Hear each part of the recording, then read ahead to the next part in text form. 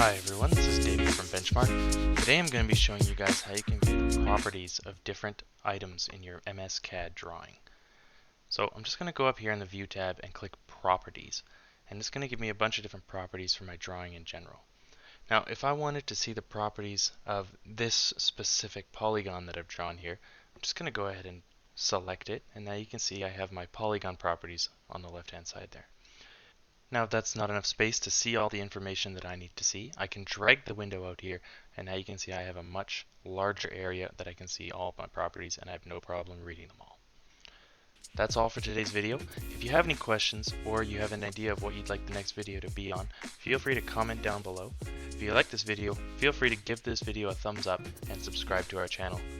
As always, if you have any questions, feel free to give us a call at 1-888-286-3204, or you can visit us on the web at www.bench-mark.ca.